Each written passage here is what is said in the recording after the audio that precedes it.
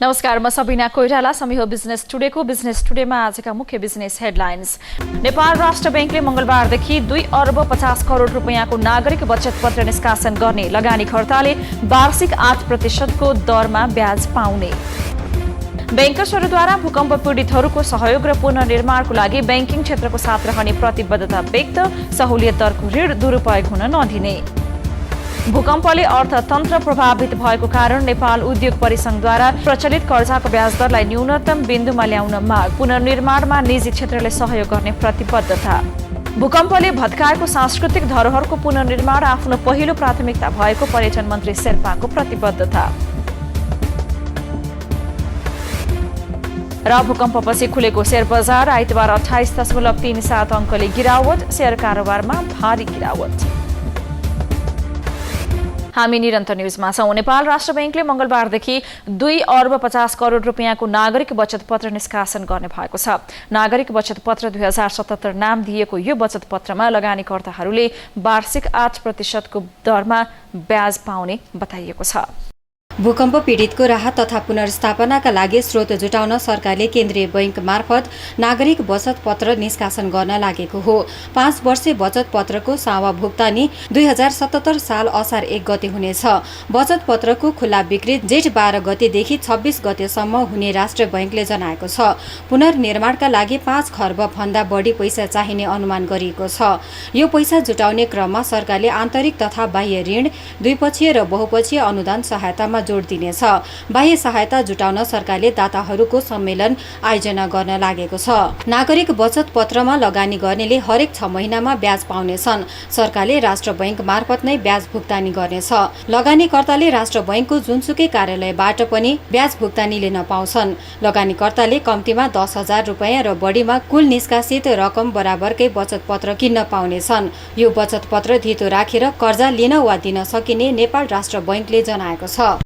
नेपालका बैंकर्सहरूले भूकम्प पीडितहरूको सहयोग र पुनर्निर्माणको लागि बैंकिङ क्षेत्रको सधैँ साथ रहने प्रतिबद्धता व्यक्त गरेका छन्। उनीहरूले सरकारले भूकम्प पीडितहरूका लागि दिन लागि सहुलियत ऋणको दुरुपयोग हुन नदिने बताएका छन्। नेपालका बैंकर्सहरूले भूकम्प पीडितहरूको सहयोग र पुनर्निर्माणका लागि बैंकिङ क्षेत्रको सधैँ साथ रहने प्रतिबद्धता व्यक्त गरेका छन्। नेपाल बैंकर्स संघका कार्यवाहक अध्यक्ष अनिल शाहले भूकम्प पीडितहरूलाई बैंकिङ क्षेत्रबाट 2% ऋण ब्याजमा दिनुलाई सकारात्मक रहेको बताउनुभयो। अब यसको सदुपयोग गरेर पुनर्निर्माणमा जुट्न सबैलाई आग्रह गर्नुभयो। अब भूकम्प पीडितहरूका लागि बनाइने घर भूकम्प प्रतिरोधात्मक बनाउनु पर्नेमा उहाँको जोड रहेको थियो।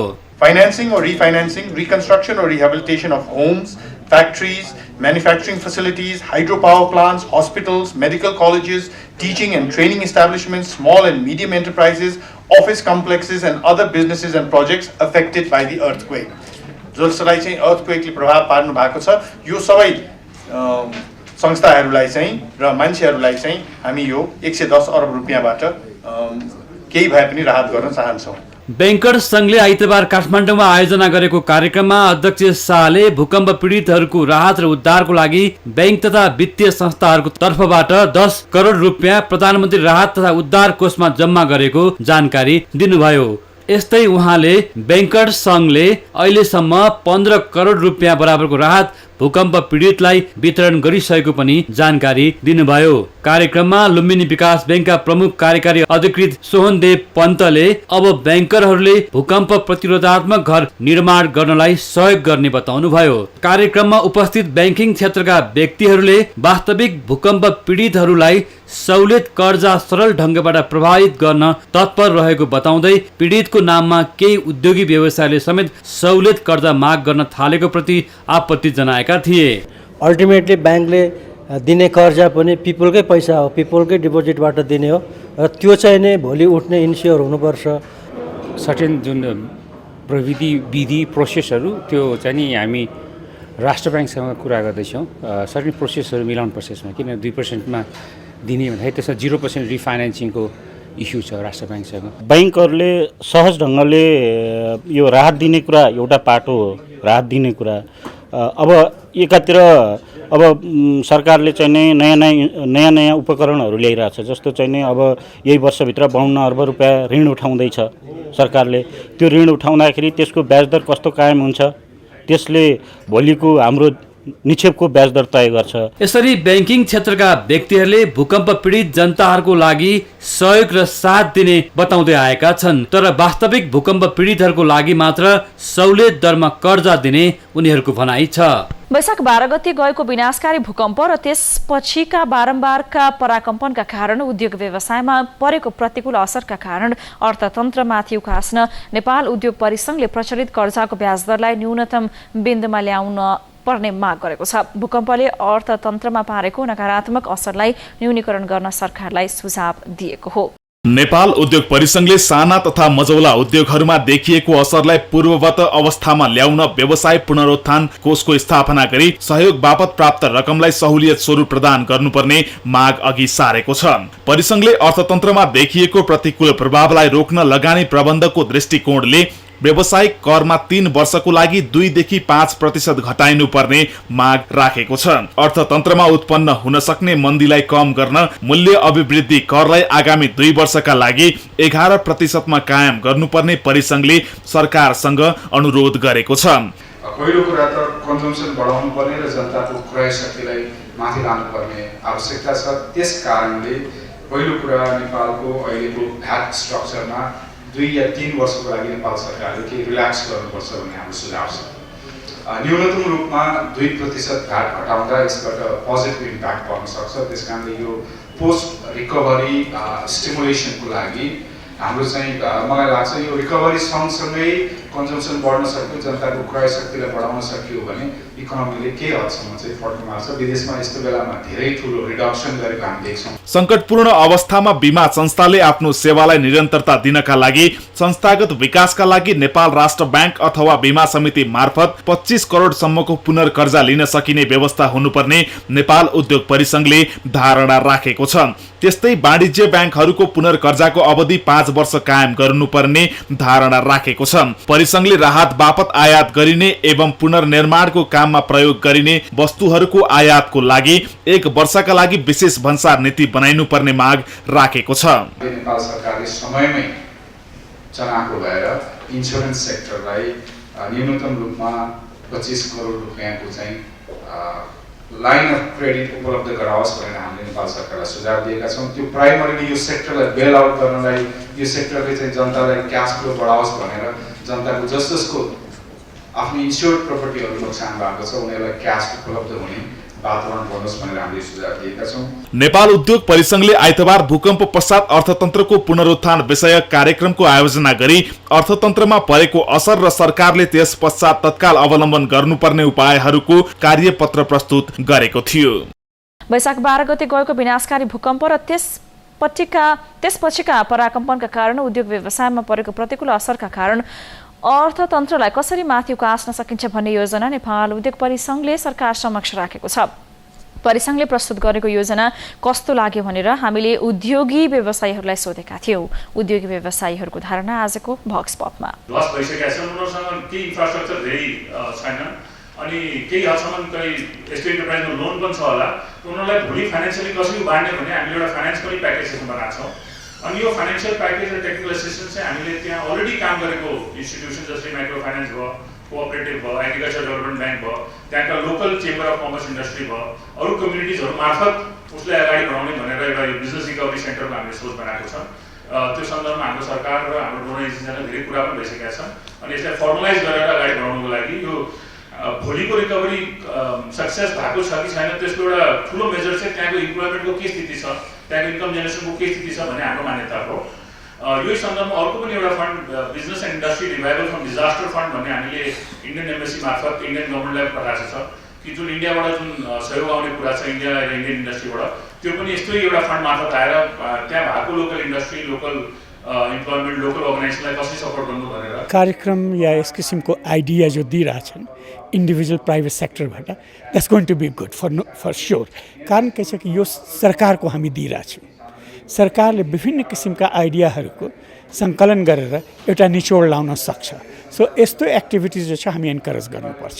नवनियुक्त पर्यटन मन्त्री कृपासुर शेर्पाले भूकम्पले भत्काएका सांस्कृतिक धरोहरको पुनर्निर्माण आफ्नो पहिलो प्राथमिकता भएको बताउनु भएको छ। आइतबार पर्यटनसँग सम्बन्धित सङ्घ संस्थाका प्रतिनिधिहरूसँग सामूहिक छलफल गर्दै पर्यटन मन्त्री शेर्पाले आफ्नो पहिलो प्राथमिकता धरोहरहरूको पुनर्निर्माण रहेको बताउनु भएको हो।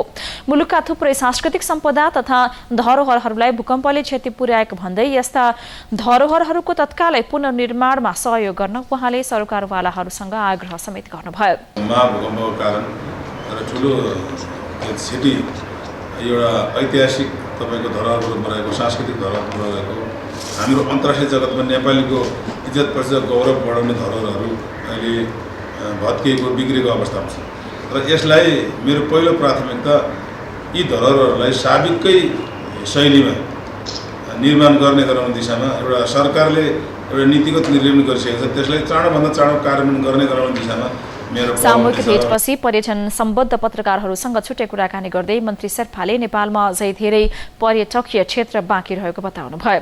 अन्तर्राष्ट्रिय सञ्चार माध्यममा नेपालको पर्यटनका आकर्षणहरू ध्वस्त भएको भन्ने समाचार आइरहेको भन्दै नेपालमा अझ धेरै पर्यटन क्षेत्र रहेको बारे विश्वलाई जानकारी दिन पनि पत्रकारहरूलाई आग्रह गर्नुभयो। नेपालमा चाहिँ अब टुरिज्मको डेस्टिनेसन छ, सही सलामत छ, हाम्रो खासै त्यस्तो बिग्रेका छैनन् होइन। हामीले चाहिँ वेलकम नेपाल भन्ने जस्तो अब हुन्छ नि अरू देशहरूले जस्तो नेपाल नजाऊ भन्ने किसिमको जस्तोहरू राखेको छ त्यस्तोहरूसँग तपाईँले मिडियाले काउन्सिलिङ गरेर त्यस्तो खालको मिडियाहरूसँग एउटा चाहिँ हातेमालो गरेर वास्तवमा हाम्रो नेपाल त्यस्तो छैन है। नेपालमा अझै पनि टुरिज्मको सम्भाव्यता छ, असल डेस्टिनेसन छ र साबिककै सरह छ, केही ठाउँमा सामान्य भए पनि साबिकै सरह छ। त्यसैले वेलकम नेपाल, भिजिट नेपाल जस्ता कुराहरू लिएर यहाँहरूले मिडिया मार्फत दिनुभयो भने हाम्रो आम्दानीको स्रोत, राष्ट्रको नेसनल इन्कमको सोर्स पनि बढ्ने। पूर्व पर्यटन मन्त्री दीपक मात्यले राजीनामा दिएपछि शुक्रबार मात्रै कृपासुर शेर्पालाई नयाँ पर्यटन मन्त्रीमा नियुक्त गरिएको थियो। भूकम्पपछि खुलेको शेयर बजार आइतबार 28.37 अङ्कले गिरावट आएको छ। शेयर कारोबारमा भारी गिरावट आएपछि लगानीकर्ताहरू निराश बनेका छन्। भूकम्प गएको 1 महिनापछि खुलेको शेयर बजारमा भारी गिरावट आएको छ। भूकम्पले थला परेको नेपालको अर्थतन्त्रमा लगानीकर्ताहरू निकै निराश देखिएका छन्। तर पनि सोचे जस्तो नभएको विश्लेषकहरू बताउँछन्। आइतबार दिनभर शेयर बजारमा 28.37 अङ्कले गिरावट आएको छ। भूकम्पको कारण निर्जीवन बीमा कम्पनीहरूको शेयर कारोबार निकै प्रभावित भएको छ भने अधिकांश समूहको शेयर कारोबारमा गिरावट आएको छ। 938 अङ्कमा रहेको बजार 28 अङ्कले गिरावट आएको छ। बैंक तथा वित्तीय संस्था, जलविद्युत लगायत सबै समूहको कारोबार प्रभावित भएको छ। आइतबार सुरुदेखि नै शेयर कारोबारमा गिरावट आउने क्रम रहेको थियो। बिजनेस न्यूज सक्नुअघि हेडलाइन्स पुनः एकपटक। नेपाल राष्ट्र बैंकले मंगलबारदेखि 2 अर्ब 50 करोड रुपैयाँको नागरिक बचत पत्र निष्कासन गर्ने, लगानीकर्ताले वार्षिक 8% को दरमा ब्याज पाउने। बैंकर्सहरूद्वारा भूकम्प पीडितहरूको सहयोग र पुनर्निर्माणको लागि बैंकिङ क्षेत्रको साथ रहने प्रतिबद्धता व्यक्त, सहुलियत दरको ऋण दुरुपयोग हुन नदिने।